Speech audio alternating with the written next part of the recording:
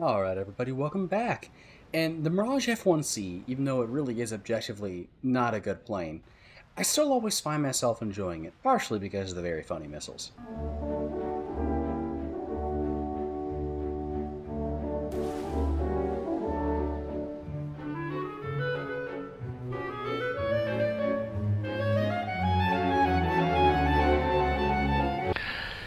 The missile knows where it is at all times.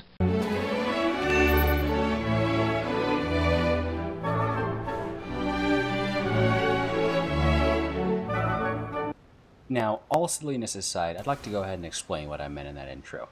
So, just to be totally clear, this plane is going to be your best option when it comes to grinding out French rank 8.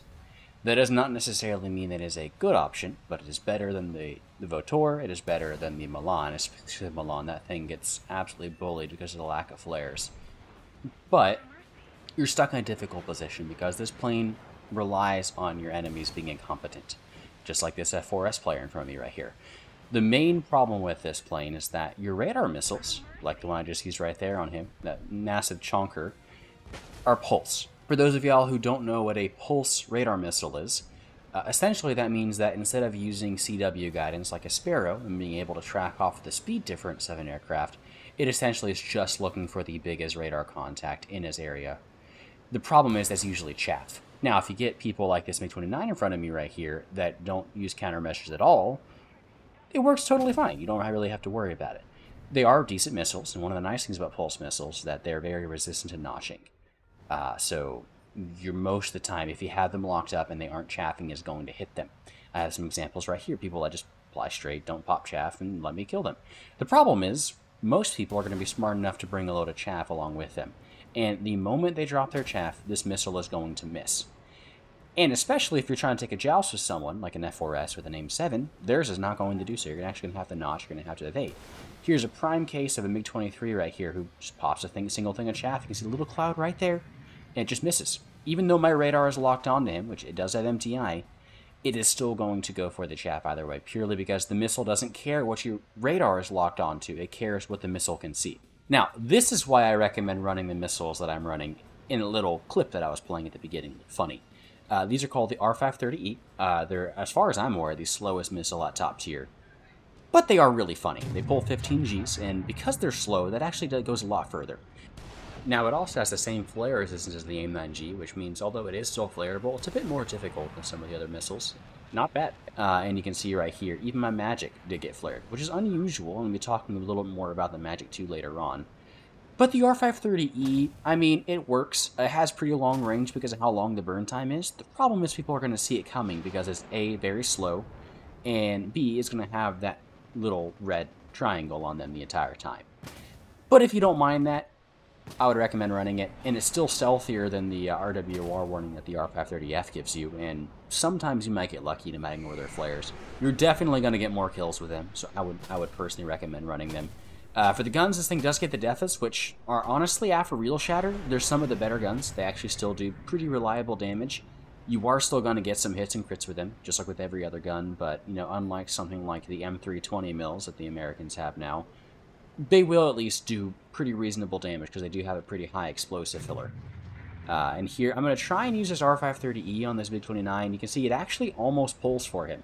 It's just because it is so slow, it's usually able to get there. Unfortunately, he does do a last-second evasive maneuver, and this thing's tracking isn't the best, so it's not able to pull it off, but you are going to get a surprising amount of kills with these things, and that's what I find the most amusing, is getting kills with these really big, slow missiles. It's just incredibly funny.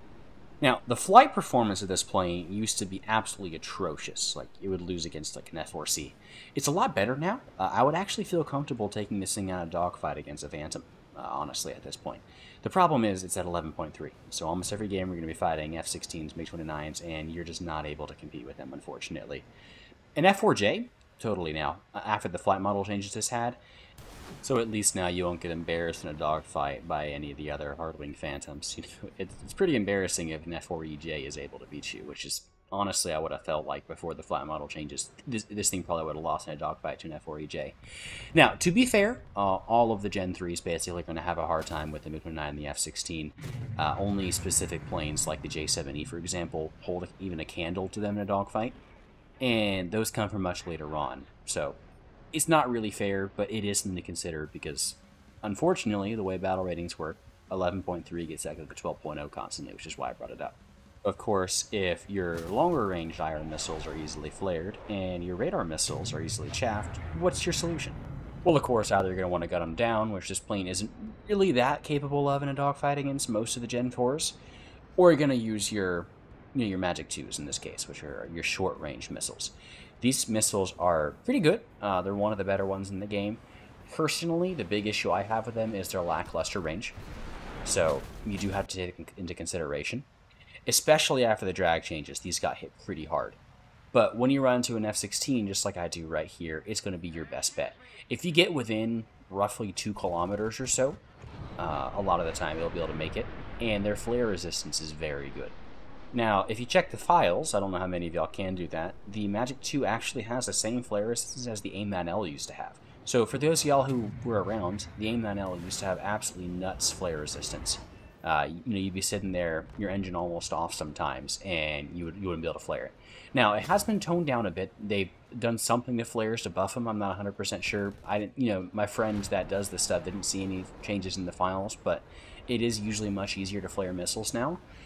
But they never changed the flare resistance in the Magic 2. They did for the AIM-9L. So now, this missile is technically the most flare resistant missile in the game. When it comes to the short-range stuff, the R-27T, I think, is technically still more flare resistant, stuff like the Stingers, all that. But, out of AIM-9L, R-60M, everything else, your Magic 2 is going to be your best bet, and you're really going to need it. So, you want to make sure you get within range to fire these, because as long as you do so, you're going to have some pretty consistent results with this missile. I'm going to show off a little bit of flare resistance later on. It pulls 35 Gs. The only issue is that range. If this had longer range, I would absolutely adore it. But you can see right here, I just fire it off. In this case, the F-16 didn't actually flare it. But if he had, at that range, I highly doubt he would have been able to try and flare it. So I got some more prime examples right here. This thing is the only saving grace of the plane, to be honest with you. And you're going to get a lot of kills. Just like this right here. I got an F-14 and a MiG-29 in front of me. It ignores the flares that he dropped before I fired it and still hits the F-14, which is pretty amusing. In this case, it's actually going to switch targets to the F4S, kill him as he tries to flare it because he wasn't expecting it, and then it's going to ignore the flares on the F-1680F. Now, these are very good missiles, but personally, I still enjoy the Matra more. It's really funny, and I find more enjoyment out of this game getting kills with these stupid little missiles, or I should say stupid big missiles, than I do out of the Magic 2s. So, overall, I would not recommend buying this full price. I'd wait until the sale, but it is your best option. So, hope y'all enjoy the video, and I'll see y'all next time. So, peace, y'all.